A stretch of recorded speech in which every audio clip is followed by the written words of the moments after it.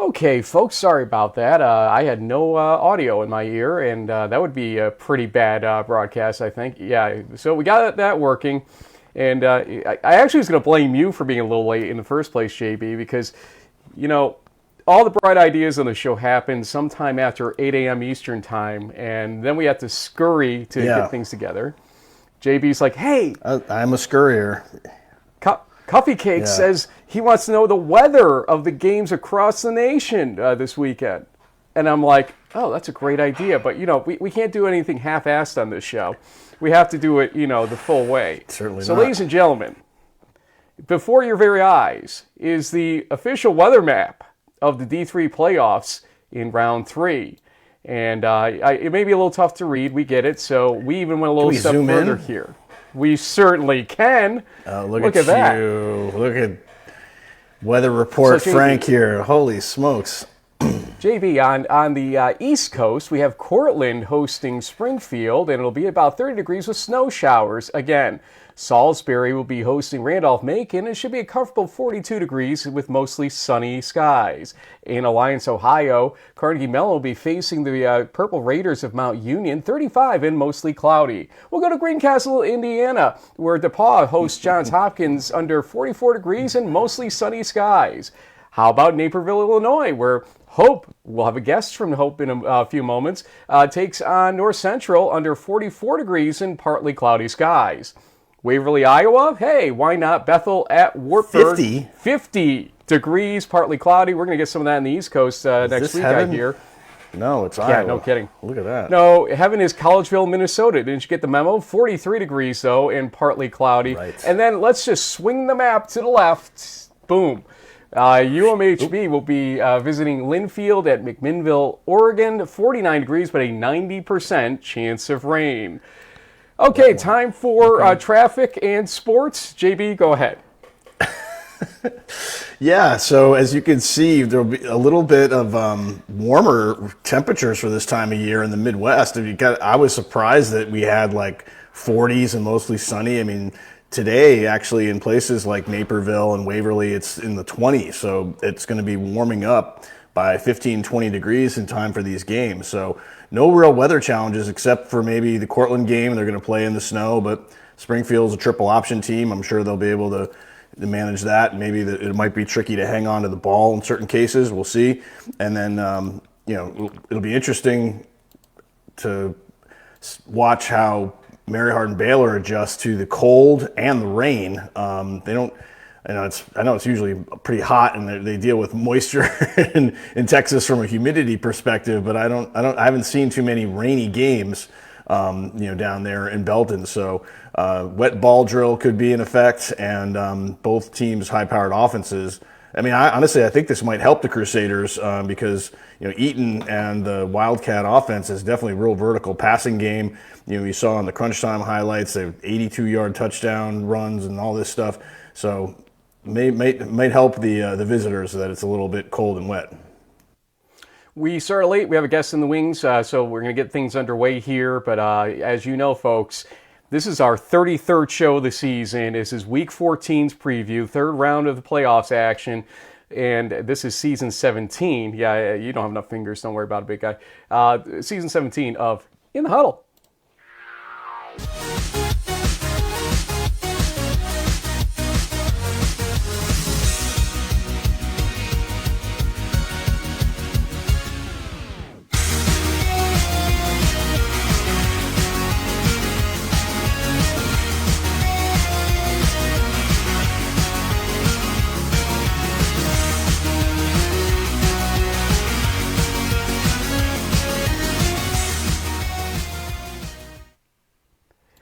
I really should learn that theme song on my electric guitar.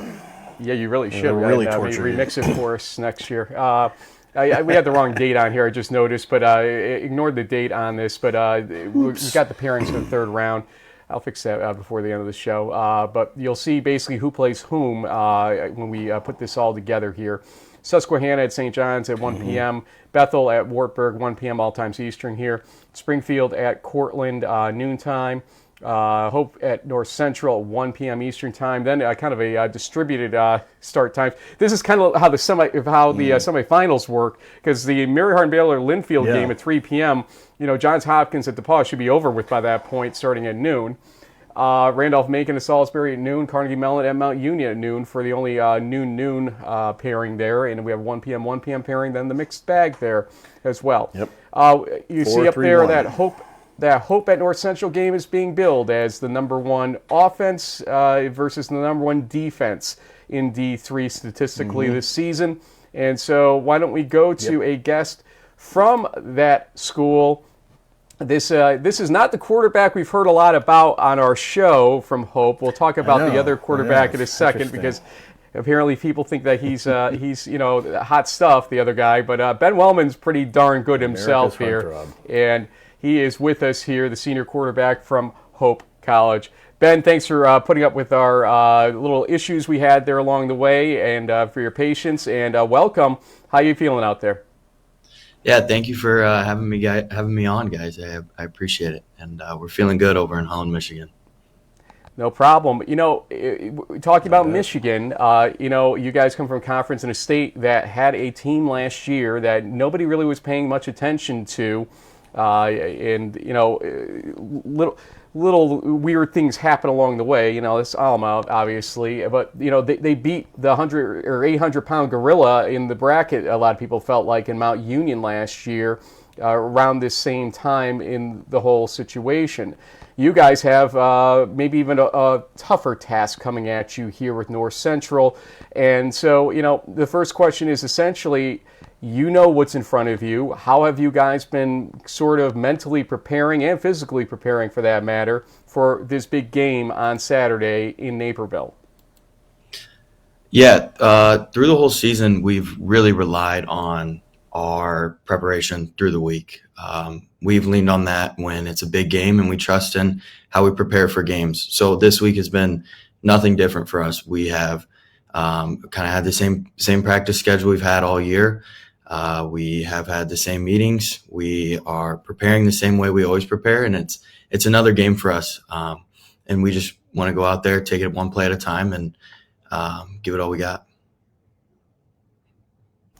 Well, I mean, if you look back at your season to date, I mean, the consistency just jumps right off the page. I mean, you guys are scoring 48 points or about 45 points per game. You're only allowing about a touchdown per game. I mean, you really haven't played in any close games. You've won them all pretty demonstrably.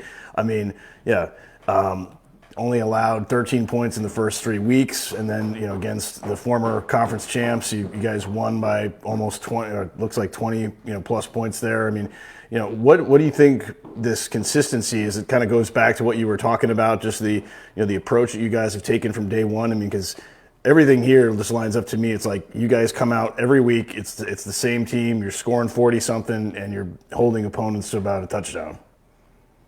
Yeah, it's definitely our preparation, as I said. But we hammered this in fall camp. A message from Coach Sturz, our head coach, was just 1-0 this week. Focus on this week. Nothing else matters. Just going 1-0 this week and doing everything we can each day to get better and end up 1-0 on Sunday. So that's been the message all year, every week, and it's the same this week.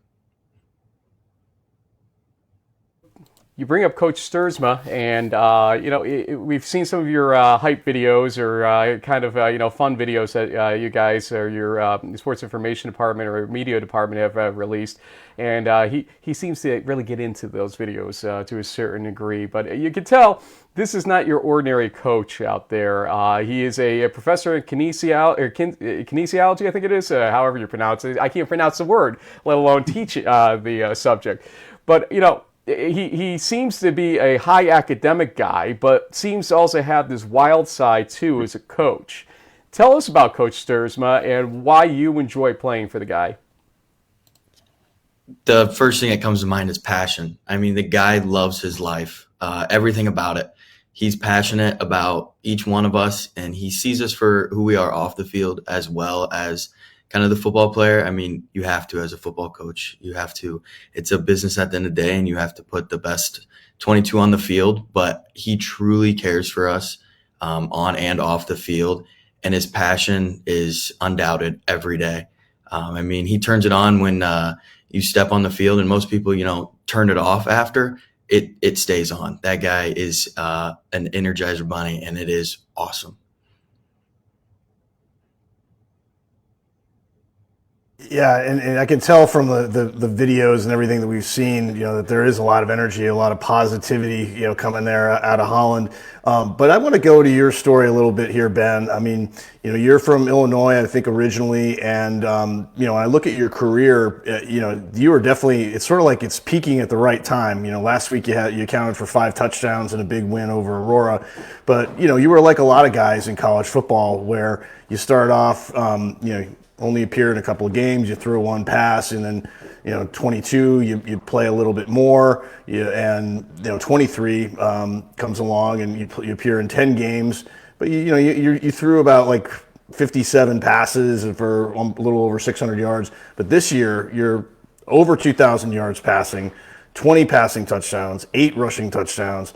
I mean, tell us about your progression and what was it like for you, especially in those first couple of years where you weren't getting out on the field. What kept you determined to be like, I can do this, and then have a season like you're having right now? Yeah, sophomore year, I had the privilege and earned my way to start against Alma. I think it was week 6, and in that game, I broke my collarbone, and so I was out for the rest of the season and battled back, rehabbing that. And came back junior year, and we had Zach Trainer transfer in, and he is awesome. He's a stud. And so that my junior year, he ended up playing. And full support of him. I mean, the guy is just awesome. And then about halfway through the year, we ended up splitting time based on a coach's decision. And the whole time, me and him were just rolling with the punches. I mean, he has been awesome throughout this whole journey. He's been a second set of eyes, and I was a second set of eyes for him last year. I mean, our relationship is quite awesome, and it's pretty cool to see it grow. Through the years, to know that I could do it was just a self-belief that I feel like I've always had. I put in the work every single year, so I rely on that when things get hard. And then just the belief from the coaches, like they always knew I could do it, and they always knew I was on the brink of something. It just needed that extra little push to kind of get me to where they knew I could be. And having somebody see that in you is pretty special. So Ben, first off, we fixed our little miscue. You're too polite to let us know you're not a linebacker. Although what we were doing was we were trying to fool North Central into thinking you were, so that they wouldn't see you coming. Basically, Yeah, sure. Coach Spencer doesn't study that enough, I'm sure. Okay, let's have a little fun here. Zach Trainer, I think from Western Illinois, he transferred in to Hope at some point in time, from what I can follow at least on him. And his name came up plenty in some of the videos about, I think it was the video about the hottest person out there. Celebrity crushes, yeah. Yeah, celebrity crushes. That was when it. When Frank and I first saw that, we were like, who's Zach Trainer? Is he like some actor that we've never heard of or something, like on some, new show because we're old guys? But then like, oh, wait, no, he's on the roster. And he's got the very, square jawed, That is square as hell. I don't know what that is. Yeah. He's a stud. He's a stud. Yeah, apparently. Well, I mean, okay. you're wearing a hat like me because we probably have bedhead, but you have a pretty sweet lettuce action going on. I saw your pictures over time. You keep it. You look pretty good there, bud. You shouldn't hide Let's see it, Ben. I appreciate it. No, I can't take the hat off. Not right now. Oh, it's that No, bad. neither. I can't. I got. Yeah. Oh gosh. Well, what I do want to ask you though is we hear a lot about transfer portal stuff throughout Division III and other divisions for that matter, and it's kind of gotten carried away in a lot of people's estimations out there. But then you see a story like Zach's, where it seemed like the guy was looking for a home after a year at his former school, And, it's sometimes tough to kind of assimilate into a culture that you're not, part of the beginning of when you come into a school. It seems like this is a success story in the transfer portal, that in the QB room, this is a guy that gets a lot of, attention and, loyalty and love at that point. How has that worked? Maybe we have a good transfer portal story here. Let us know what it is or isn't here. Yeah, I don't really want to speak for him, but I think he is pretty happy here and found a home. We've definitely accepted him fully. I mean, as I keep saying, he's a stud. I mean, he's another set of eyes for me. He knows the game inside and out. I mean, the guy is wicked smart. And so it's been awesome to have him in the quarterback room and as a friend. I mean, he's always happy, always joking around. I mean, I would say this is a success story. Yeah, definitely.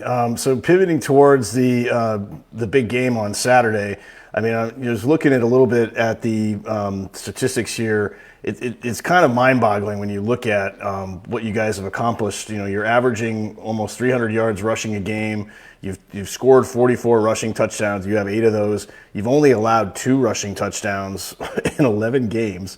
24 passing touchdowns. You guys, it looks like you got a nice balance. And is that sort of the key to the Flying Dutchman offense, to sort of, pepper in the pass with the run and kind of keep the offense on the field? Or is it basically we'll just score as fast as we can and do what we have to get those 49 points or whatever you guys seem to average? Yeah, we're pretty balanced. We pepper in the pass with the run, but it goes game by game. It's whatever that game and whatever that defense needs to get points scored on them is what we'll do. So we're able to kind of adjust game to game, and we have it all. I remember going out for the second round game in Naperville last year. It was a team much like you guys in terms of kind of the, not out of nowhere necessarily, but the excitement that they were starting to draw and the attention they were starting to draw. Trinity of Texas, or Texas of Trinity, as my co-host calls them at times. But it was a bad start in that game for them. I think they went down pretty quick and then came back in that game. How have you watched North Central? Because this season, there has been no close game for them. The last time they were beaten was by Cortland, obviously, in the Stag Bowl last year. Do you guys watch a game like that to maybe carry over a little bit about knowledge of a team like, how do you beat them type scenario? How does a team even begin to prepare film-wise for North Central out there? Yeah, I mean, it's kind of the same prep we've been doing all year. We're given the film whenever the coaches receive it, and we watch it week of. There's really no special things about it. I think it's important to treat every opponent the same. It's a football game at the end of the day. So it is. I bet our coaches have watched a few more games than us, but I'm focused on the film that was shared because that's who they are now. A monster loss like that in a pivotal game for a program can really motivate some guys, and they can be completely different this year. And so there's really no reason to look in the past on that and just kind of look at where they're at now, live where our feet are. Yeah, absolutely. And I imagine too, one of the benefits of, working together and having that consistent schedule and all this. I mean, you're going to face a great defense on Saturday, but you've also had the opportunity to practice against one of the best defenses in the country all year round. So, what kind of lessons has that sort of taught you? And, realistically, this is not going to be a 49-7 game like 10 or 9 of your games have been this year. What are those sort of experiences in practice where you're going to get up against a top defense? How has that prepared you guys? Yeah, I can't say enough good things about our defense. They fly around and they play with their heads on fire. I mean, they're a special unit out there, and they're pretty fun to watch when I get the chance to. Going against them every day, starting in fall camp. That's really the biggest time we go against them when we're full pads and kind of really getting after it for those 3 weeks. They fly around and they make my job hard at times, and it's awesome to learn from that and have these little things come up. And the way they play sometimes can be exotic, so it's good to see those things in practice, so that way it's not completely foreign in a big game like this. And so really thankful to go against them, and it's been awesome to play complimentary football all year with them. Ben, last question for you. In case we don't get to talk with you again, you're listed as a senior. With COVID now, the effects of COVID in the fifth-year scenario being different, we don't know what the answer ever is anymore to this, whether you have any eligibility left after this year, if you're a senior truly in the way it flows. But what is next for you in terms of after this season, after this year, however you want to look at it? What's next for you after this great ending of, perhaps a career in college football? What is next? Yeah, I am out of eligibility. My class did not get the COVID year. We came in right after that. So I'll be heading on to hopefully dental school. But right now I'm just focused on playing a game Saturday. Smart guy. Then obviously dental school is not easy to get into or get through. So Ben, you are clearly, you call it Zach Trainer smart. You're pretty darn smart in your own realm. I can tell if that's where you're heading, and going to make a lot of money. And don't forget us little guys when we come in for some gum treatment or tooth treatment later on. Okay, just saying. This is that point in time in the show where we want to give you the opportunity for any shout outs to family, friends, teammates, etc. So, Ben Wellman, as you guys prepare for your third round game in Naperville against North Central, the floor is yours for shout-outs. Oh, wow. Just shout out to the whole team. Big boys up front. You guys have been special this year, allowing us to be high-powered the way we are. Defense, keep balling. Mom, Dad, love you guys. See, Coach Spencer's calling JB right now on the phone, to get some insight about you, because JB read up on you. It was clear from the information he was spewing over there. Hey, never a dull moment in our other lives. We try to separate 1 hour live on Fridays is never easy here for us, but it is enjoyable to talk to guys like you, Ben Wellman, and to get to know teams we really haven't had on the show much in our history here of 16 years. So hope looks like the real deal. You guys have really cleared the hurdles for us as to, fakers or, the real thing. You guys are the real thing. And this should be an enjoyable game to watch on Saturday, 1 p.m. Eastern Time, noon Central. Best of luck, Ben, and thanks for joining us. Thank you, guys. Thanks for having me on. Yeah, Ben Wellman, good luck, man. Senior quarterback. Sorry about that. Work emergency just came in over the line. Wouldn't be a Friday without something blowing up in my face. What else is new? Take a deep breath. We will get through this. We'll get through it together, JB. Mm-hmm. That's the kind of show we are, okay? This too shall pass. Yes, indeed. Okay. So I think we would be remiss if we didn't talk about a couple things here before we get into a little bit more discussion about the playoff games themselves. First off, I just want to say I am wearing, where is it, right there, the Scotty's football pullover here, because 13 of the members of this year's team made the first, second, and honorable mention teams in Section 2 Class A in New York State. So congratulations to the Scotties on a successful season, obviously, individually and as a team. Okay. Keystone. This has been kind of a Keystone Cops kind of week for everybody involved here.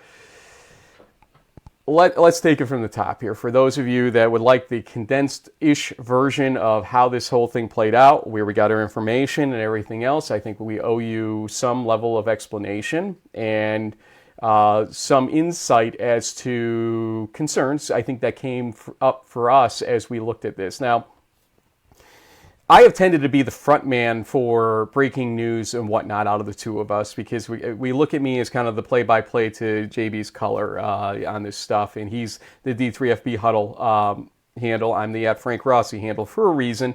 We kind of insulate each other, or sort of put our different roles up front in what we tweet out every day. And so when we got the information on Wednesday morning around 11 o'clock, a faculty meeting was occurring at Keystone, and later on other meetings around 1 o'clock and possibly 2:30 with students and others in those later meetings, that essentially the decision had been made to close literally immediately, that today would have been the last day for the school. Finals would have been waived as a result of it because they would have been next week. And the teach-out plan was going to be basically implemented at that point in time. And from my understanding, some of the teach-out partners had received word of this same thing. Also, others externally had received word of this same thing from somebody internal at Keystone. So we went with the reporting based on multiple authorities and a primary source who is in the know quite well over there. And so we watched throughout the day, and we sort of knew that folks at Keystone knew about the tweet and everything. And we waited, and we waited. I did talk to Coach Higgins at some point. He is not my source for any of this information about the first stuff I just talked about at all. Coach Higgins and I go back to COVID time when we had the situation where, they were trying to play some games, and he was, raring to go because it was a startup program at that point. And, we shared kind of memories of that when we talked of why do we always talk in these types of scenarios instead of, the football sense. Although I have done media day at Landmark a couple times with him, and he's a pleasure to talk to. And his passion for his players is unlike many others out there I've seen nationally. This man is one of the best head coaches in Division III football, if not further, okay? What he has done in that program to start it up and to make it what it is, despite a school that is clearly struggling, is unbelievable to me. This man could sign his own check to any other school job he wants. Flat out. Okay, so Coach Higgins, who is not a source in this whole thing, it was good to talk with him. He actually this morning politely declined a prior invitation I had given to him earlier this week. If he wanted to come on the show, we would have loved to have him, but he said, listen, with everything going on right now, not the time. Fully understood. That's fine. Makes sense. Okay. Yeah. So it wasn't until late evening-ish on Wednesday that finally some person who had been sort of taunting us on Twitter, because that's the way you're supposed to handle this as an insider in the school apparently, is start taunting without any profile picture and assume that we're going to buy that you're somebody influential in the school based on that. Not only are you somebody influential in the school, you're the kind of press release guy and everything else. Maybe put a profile photo on your Twitter account just to sort of give yourself a little legitimacy, because you could have been anybody for all we knew. Seriously. Okay, this is 2024, folks, almost 2025. Let's be mature adults about how we manage our social media accounts, for that matter. So, I get my talking to on Wednesday basically from two different people. Well, guess what? Our job is to look out for the students and the student athletes. And when we get news like this, we're going to confirm it. And when we feel like it is reportable, which was a question we did ask, and we were told, yes, it is reportable by somebody we trust, then it is our job to let the students know so that they can go plan B and figure out where they want to go if this does happen. Doesn't mean they have to go, but go put out your applications if you're concerned so that you have that plan B in January to go to. So this person calls up, gives us some information. Some of it doesn't seem to line up with other stuff we've heard. Others things were, insights or corrections or thoughts that were important. Transcribed it immediately so that we had quotes correct, which I think is most important in a situation like this. I was called out for this. Okay, we know Pennsylvania is a two-party state, Tim. Okay, we get it, but it was transcribed. That was to make sure that I had the quotes correct from you.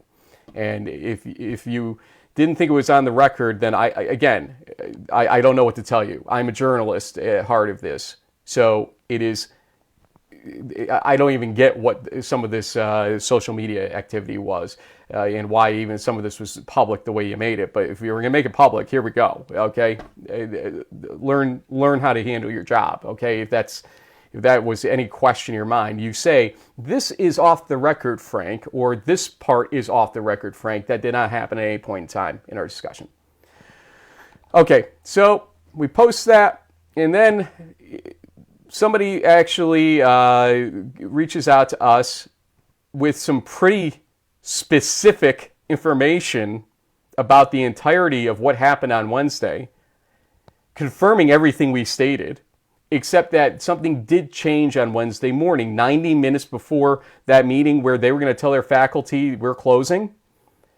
Apparently, USDA steps forward and says, hey, that thing that you wanted us to do since April, and we were trying to determine, the school claims it's not a grant, so it could be loan forgiveness because they had a $10 million loan from 2018. So maybe there's loan forgiveness. Maybe it's a restructuring of debt with the USDA. Maybe it's refinancing, although that wouldn't do much. The 3.8% rate on that original vehicle was pretty good, and you're not going to get much better probably from the USDA. So my guess is it's partial loan forgiveness going on, but we'll see. That's, again, a guess. But that basically stopped everything on Wednesday, and they decided to continue until they found out Thursday if they would get the USDA assistance they were seeking for literally 8 months. Apparently, from a couple conversations now, they did get that assurance from the USDA. That will allow them to at least financially have a chance of going through the spring term, but for one problem. The middle states' restrictions on the school will not allow them to do recruitment and enrollment until the appeal is done. Now, it sounds like President Pullo, is going to ask middle states to release the restrictions for the time being. From my understanding from somebody in middle states, that is unusual, if not impossible for them to grant that. So that will be pretty daunting. The only good thing is it's a January term, not a September-August term scenario. So long story short, maybe they don't lose that many enrollees, and so they don't lose that much money in the process, because if they don't get the restrictions lifted, I don't know where they find the other money that they'll be missing in that whole situation. So yes, it sounds like they're trying to get through the spring term now, but middle states will have a lot to do with how this plays out. We stand by our reporting, and as I said, there was no need for a retraction per se on Wednesday, because it was apparently, from what we have been sourced with and told subsequently, a done deal. That literally 90 minutes saved the school for now. Wow. This is unbelievable when you look at the timeline of all this. And yes, our reporting may have done something to shake the confidence of students at Keystone. But in reality, those students who pay the bills and whose livelihoods will depend on the future of the school have every damned right to know what the hell was going on. And Coach Higgins talks to me all about transparency. We just finished this. He always tells us transparency, and he's right. And he's one of the most transparent guys you'll meet. But he can only be as transparent as he's given information to be transparent with. And so it sounds like there was a certain game being played, and JB, I was accidentally texted something yesterday by somebody at the school. I'm not going to say who, and I'm not going to say the exact contents, but they thought they were sending it to somebody else about me and saying, some not so lovely things about, their thoughts about me. I noticed, that was funny.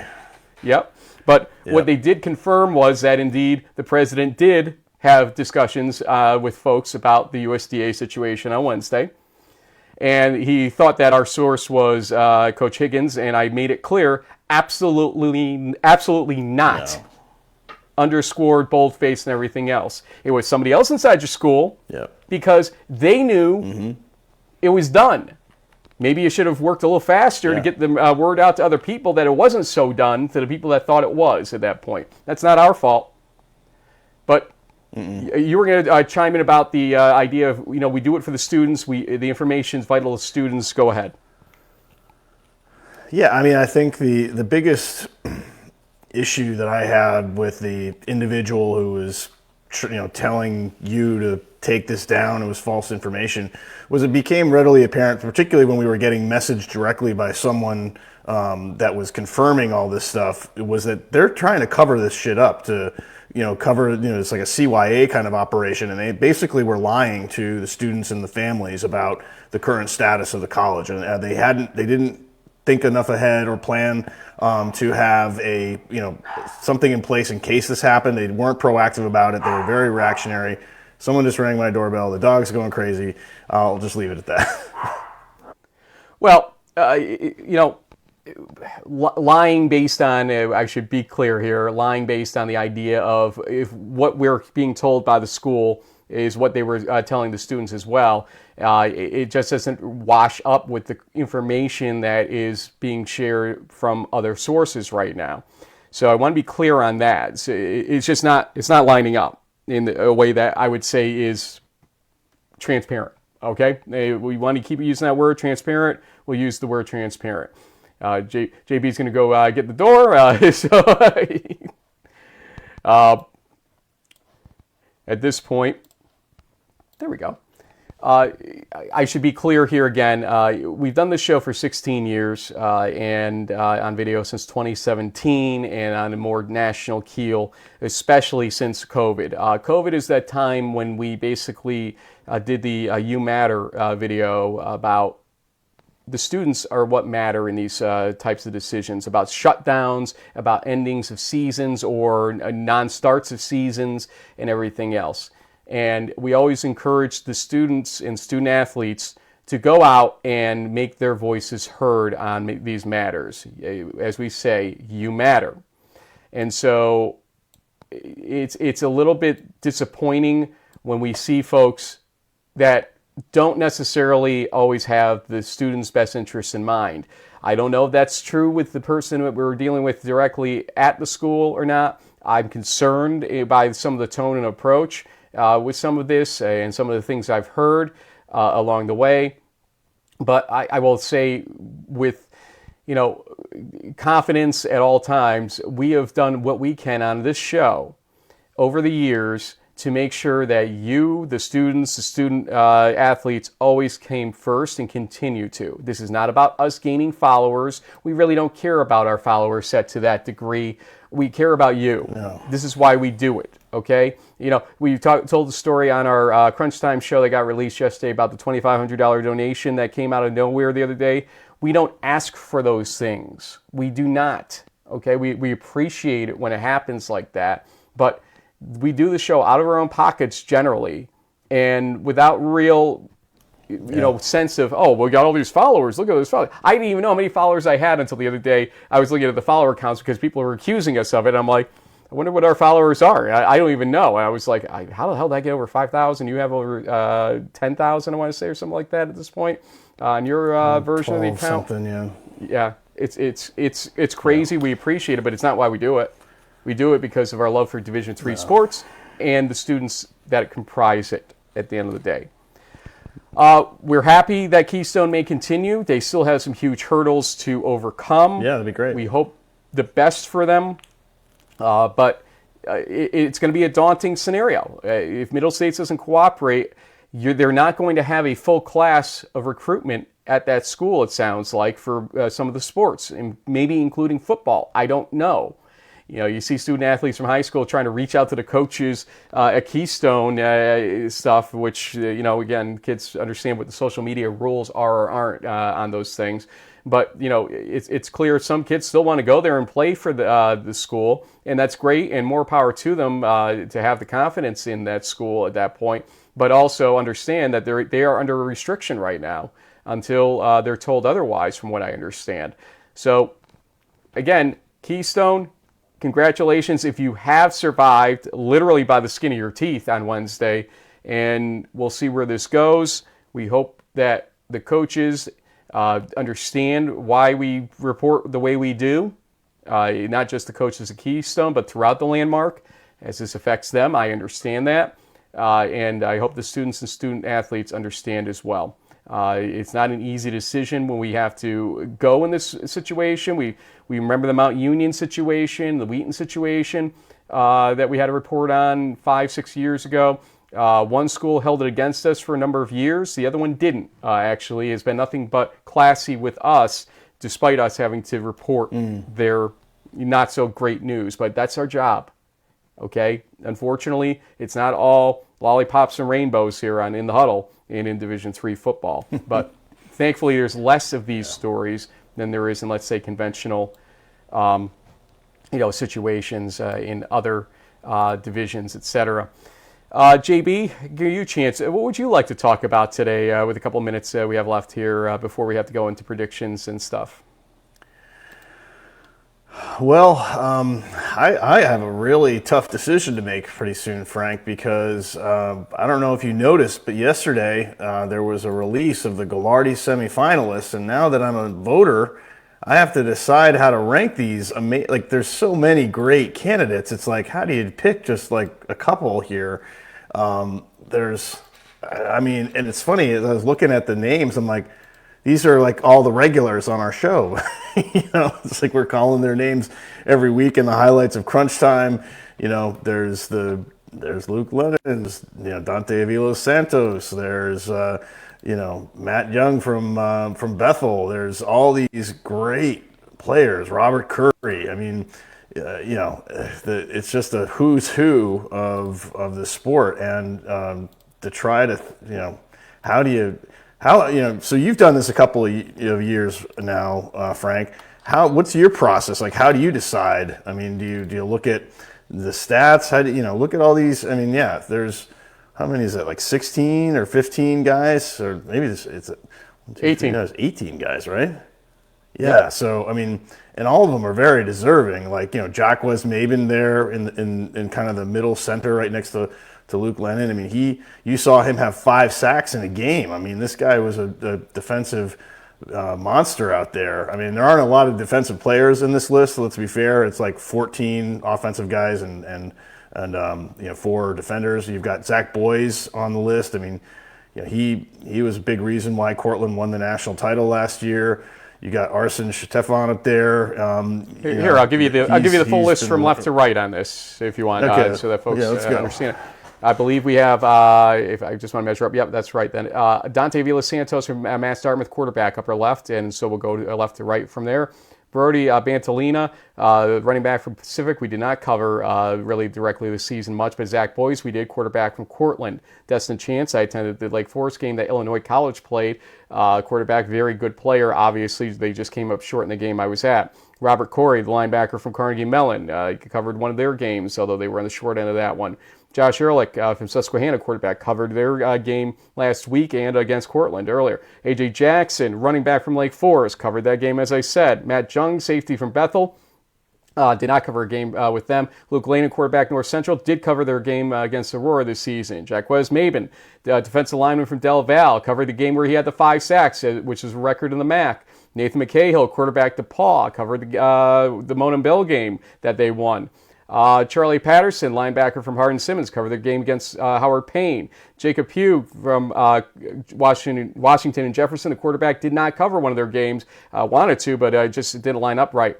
Monty Quinn, running back from Curry, didn't get to cover them, but Arsen Shetefan we certainly did, running back from Springfield, covered him multiple times this season. Brant Stair, wide receiver from Platteville, he was in crunch time every week, didn't get to see him in person, but we did see Jack Studer, the wide receiver from La Crosse, and we got to talk to in the show Aaron Severson, quarterback from St. John's, and Johnny's Magic, the Johnny's Club, or the J Club that we should call it, who puts out this award with Stearns Bank. This is going to be close, and so you're asking me how do I decide each year what to do? I still believe in it as more than just the stats on the field, so I do want to see the full resumes when I pick my top ones because it is tough to, this one had 342 yards passing, this one had 340 yards passing. We get like a voter's difference. packet, right? We're supposed to get those today, and then it'll give us a chance to really look at the resumes and all that kind. Okay. Yep. So, but also the community service stuff, because to me, okay, they're all in classes, they're all studs on the field. But so a difference maker is, hey, what kind of extracurriculars, community service do you have that you're, despite all this other stuff you're doing, you're doing this additional service stuff that's crucial and important to making you a complete man in my book. So that's kind of, when I have close calls in it, that's what seals it for me. So I do look beyond just the stats. I do look at that kind of second page scenario of community service and extracurriculars out there. Let's go one more time here before we go into our predictions. And a reminder here, it's a little tough to see, but upper left, St. John's hosting Susquehanna. They'll face the winner of that game of Wartburg versus Bethel. Then also on the bottom left, this is Cortland hosting Springfield. The winner of that game going against the winner of North Central hosting Hope. Again, thanks to Ben Wellman for being with us today. From Hope, upper right, we'll go to the Mary Hardin Baylor at Linfield game. Looks like rain, so it could be interesting with the elements there and may tamp down that high-flying Linfield offense, especially the pass game that we've been seeing a lot of last week especially. And Johns Hopkins at DePaul as well in Greencastle. And actually, I think I have the wrong one here. There we go. Bottom right, this is Salisbury hosting Randolph-Macon for a quasi-nearby game for those teams, and Carnegie Mellon at Mount Union. And JB, a lot of people have been asking the question out there to me of, can Carnegie Mellon do it in that game? We're going to obviously predict it in this batch and a whole lot of others. If you're ready, I'm ready. We got 12 minutes on the clock, which means we get a little bit more time, about a minute and a half a game to talk about these. You tell me to go, we'll go. Okay. Let's go. He's got his pen ready. First one's up. I go first this week, but I should start the clock, and there it goes. It is Susquehanna at St. John's. And let me get my scores from earlier. So I believe St. John's has an edge in this game.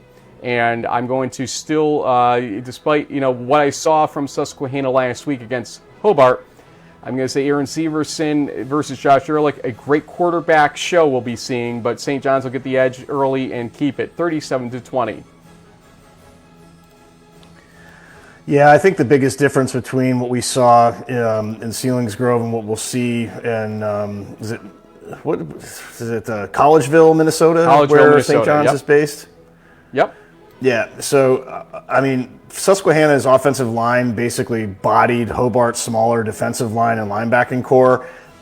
Susquehanna is not going to be able to do that to the Johnnies. They're just going to be that much bigger and stronger. It's just sort of, this has been a perennial top three nationally ranked team.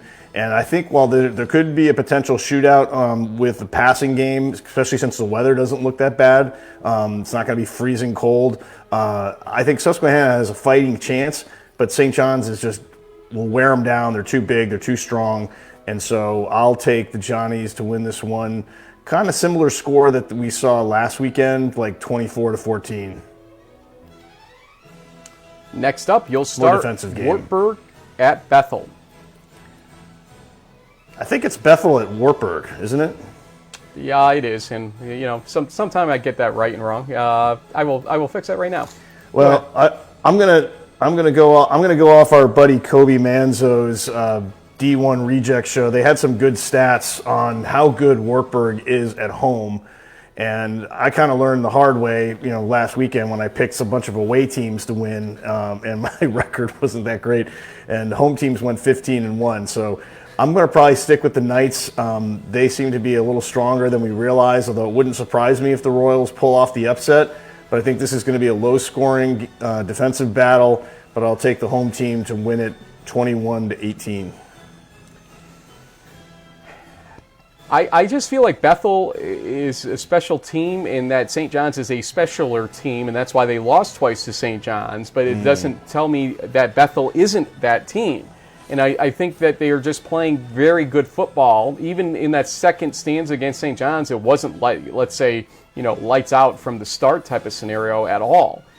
I'm going to pick Bethel here, 27-17, to let the fans of the ARC continue to tell me I hate them and everything else. Why not? We'll just play into what we hear every week around here. Yes, exactly. So that's my score. We're just bad guys. We're mean bullies. JB, you should probably duck down a little bit for our next game to make sure you're not cutting off the hat. I think, correct? Is that a Springfield hat? Or what is that? No, this is actually this is a hat from Coach Perk. You should have been. Now I see it. Remember how he teased you last weekend about how I picked against him, and so I'm just being a good sport here, Coach. I'm wearing, of course I went with St. John's, but that's what am I gonna do? But you can't. Anyway, Cortland at home against Springfield. This is going to be. Hold on. Okay, great. All right. Yes, exactly. I knew you'd prefer it. No, I think Cortland is going to have to remember assignment football, obviously, against the triple option. It's going to be important here not to let anybody get loose. This is where perhaps the Drew Heenan situation versus Jacob Sylvester situation may play out a little differently than it did last week. The defense of Cortland is going to, I think, be a stronger brand than what we saw with UMass Dartmouth last week, but there were a lot of points scored in that game against Springfield, testing the lights a little bit on that one. So I give Cortland the edge here. The snow showers that I'll be standing in on the sidelines most likely. I got heated socks and heated gloves, so now I'm ready to go. I think Cortland is going to make it 30-21 win here. Again, remember, the first two games last season in the playoff or championship run for Cortland were extraordinarily close games down to the wire. So why not repeat that before picking up steam in the playoffs type of scenario? Go ahead. Yeah, well, I think this is a game where Cortland's going to try to get ahead early and force Springfield to have to throw the ball a little more than they like to. And that's the one challenge for a triple option team if they're down 14-0 in the first quarter, that they have to play a little bit of catch up. But in those elements, I can see Zach Boyes maybe having to use his legs a little more than his arm. But I think Cortland has enough defensive strength to hang in there, and they'll slow down the triple option offense. But it'll be a close one. I'd say like 20-14. JB, you've been accused on Twitter of being hating on North Central this week. I want you to know that as I put this one up. Hope at North Central, and you are going first. So you've made some interesting statements throughout the week that Hope could beat North Central, which I've learned many times that don't go to North Central when you say that, and it won't be there, and you won't be there, so maybe it's okay, but go ahead. I don't know. At the end of the day, I think that the CCIW isn't all that, particularly in comparison to the MIAA. So you look at this, both teams look like mirror images of each other when it comes to scoring and playing defense. North Central still is North Central, so as the home team and as having a longer track record, they'll probably win the game. But Hope's going to put a good scare into them. I think the Cardinals will come out with a win, but it's going to be a close call, say 35-31. 35-31, you said? Mm-hmm. Wow. North Central won't score 40 in this game. We agree on that much. However, the comparison I made between Alma versus Mount Union in the second round last year and now Hope versus North Central as the MIAA rep against Behemoth, it's going to play a lot differently, I think, here. I think North Central does get up early in this game, much like they did against Trinity in the second round last year. 34-17, North Central wins this game with Luke Laney early and often still in that game. Okay, so UMHB at Linfield. I've not picked UMHB the last 2 weeks. And so, I did pick... Right? No, actually, I did pick them in the playoff week 1, actually, against Trinity. We picked them to beat Trinity, yeah. That's right. Last week we didn't pick them. Yep. So, you watch plays we had in crunch time with that air attack that Linfield had, and it was on the money. But against a Texas Lutheran team, it's just not the same. And they didn't really deserve to be in the playoffs, to be honest. I'm sorry to say that out loud, but it was like, when you see what happened there, it makes you really wonder. I mean, that feels like a wasted Pool C bid. Sorry. On the flip side, a lot of people said UMHB didn't belong here either, and here they are still, very alive. Look at them. According to everybody and his brother, Larry Harmon's going to be forced out, and this is the worst season ever. They need a change at UMHB and everything else, and they're now in the round of 16, folks. So a lot of crow being eaten around the UMHB country. But I will give them the nod in this one. Historically, they have known how to beat Linfield in the 20-teens when they played like every other week, it felt like, and everything else. I think Linfield opened up the Cathedral with a visit down there. I'm going to say 28-20. Mary Harn-Baylor wins this game. What are you feeling? Well, I feel like since we had that weather report that the 90% chance of rain, those are very classic Pacific Northwest conditions, and you'd have to think the home team is more experienced in dealing with that than the team from Texas that's coming in. So, especially with a younger less experienced quarterback in Jake Wright, maybe the handoffs, the snaps might be a little more of a struggle. I'll take the Wildcats in a lower scoring battle because of the rain. Say like 27-17.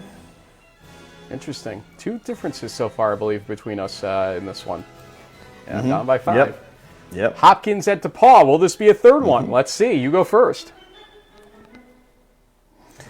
I think the Tigers are strong enough to maybe make it all the way to Houston. I just feel like they're kind of a team of destiny. So as strong as Hopkins has played, I think this is where their season ends. Too much Tigers, they'll win 37-20.